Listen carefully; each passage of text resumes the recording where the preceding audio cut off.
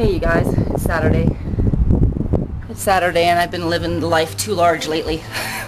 I went out for my little fun night on, turn the music down here, on my little fun night on Thursday, and yeah, danced a bit. I didn't dance as much as I thought I would. The music wasn't quite as inspiring as I expected it to be. But still danced. I came home with a broken blister on my foot, so I must have danced a bit, huh? Either that or I should have rethought my shoes. Anyway, we had fun.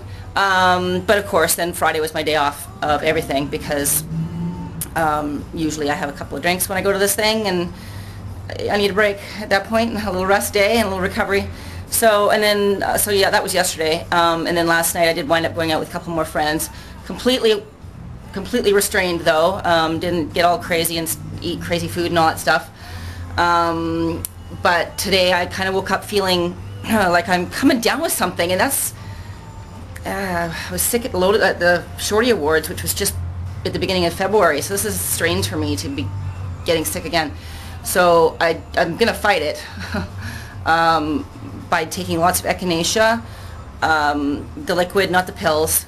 It goes into your system faster as the liquid, and some oil of oregano, which I've come to really count on. When I first heard about it, I was like, whatever. But then tried it, and it seems to really help me out when I'm feeling like I'm coming down with something. It's a great immune buster, or immune builder, immune booster.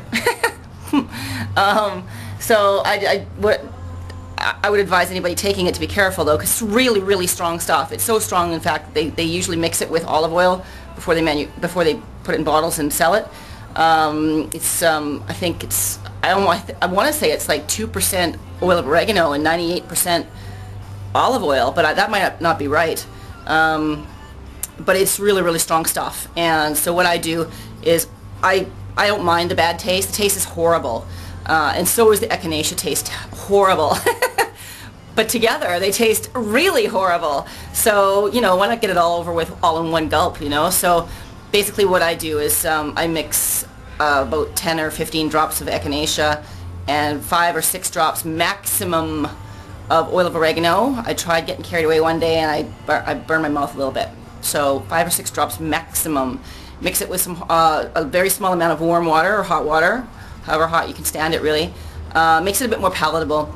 And then I just put the whole thing in my mouth and hold it under my tongue for as long as I can handle it, because I've read somewhere, forget where, that if you do that under your tongue, there's some glands and stuff under your tongue that will help you absorb the things you need to absorb faster.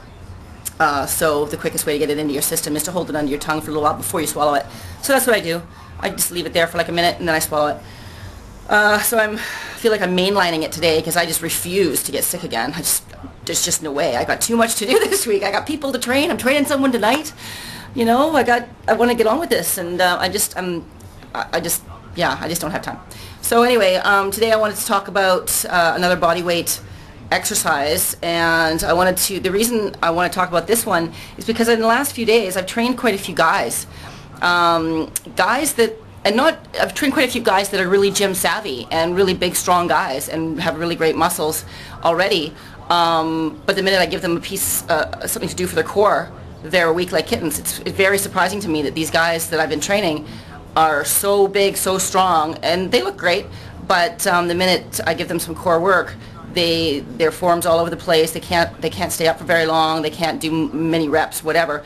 So I just wanted to kind of punch home the fact that core work is important. It is important for basic body functioning in life. So, it's great to pump away on your biceps and your chest, your back and your legs and all that stuff, but core is important, especially to protect your lower back. Lower back's important as well. I mean, that's part of your core, right? So we're not just talking abs here. We're talking your core, which is all around, all around your whole body. So lower back, especially if you're going to do things like crunches and stuff, or full body compound moves that I've been showing you guys. A lot of that involves your lower back, and if your core's not strong, you're going to hurt your lower back. So it's important. So I'm going to put the camera down now and just show you a couple of really basic moves. Anybody who does yoga knows them. I think they're becoming more commonplace now in most workout routines. If you go to the gym or hire a trainer or whatever, they have you do these. They're called planks, and they're boring, but they're hard, and they're really good for your core. So I'm going to do a couple, just show you a couple of different, ways to do them, and I'll be right back. Okay, so cut.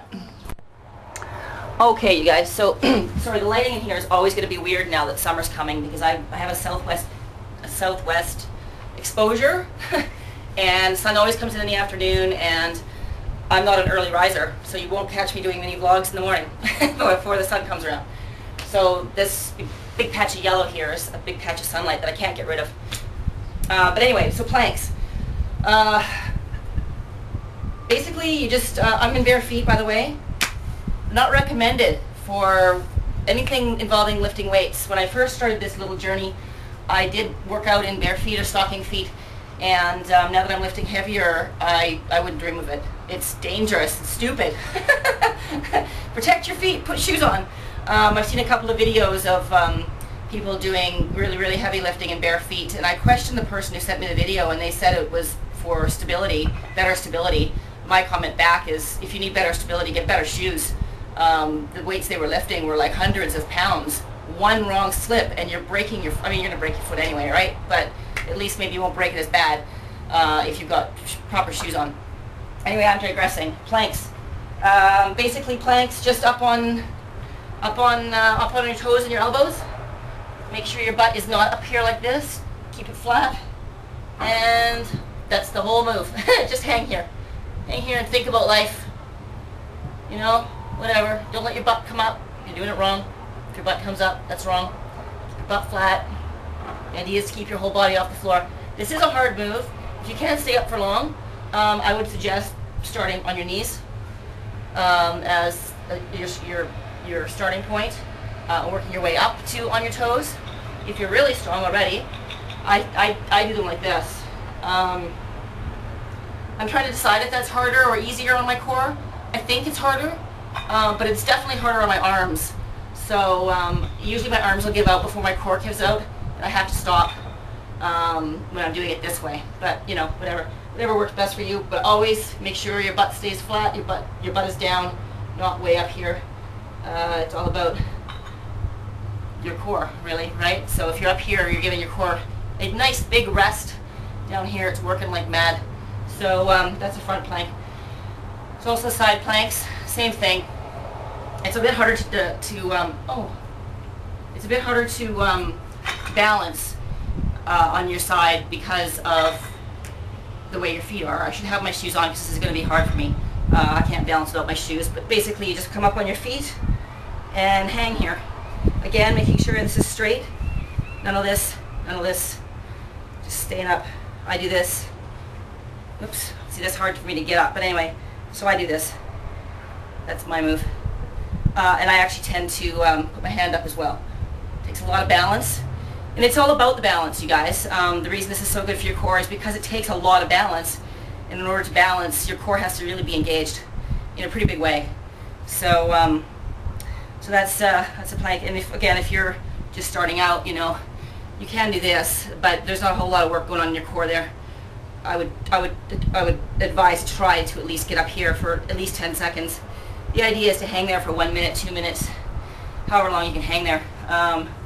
I tend to just hang for a minute because I get bored. It's boring. Anyway, you guys, that's kind of it for planks. There's also the backwards plank, right? You can do this, kind of just hang there like this, making sure everything's straight. It's okay, I guess. I don't do that one very often, but I probably should. So that's kind of it for planks. So I hope that demo was worthy. Of course, there's a million things you can be doing for your core. That's just quick, basic stuff. I'll try and touch on more stuff later. And as always, I'm telling you guys the king of bodyweight exercises is Craig Ballantyne, Turbulence Training. I'll put the link down for the trial again for you guys. So if you're interested in working out bodyweight only at home, he's the guy to check out. So anyway, I hope you guys are having a great weekend. Mine's pretty good. I'm having fun anyway. So we'll see you again here pretty soon. Take care. Bye.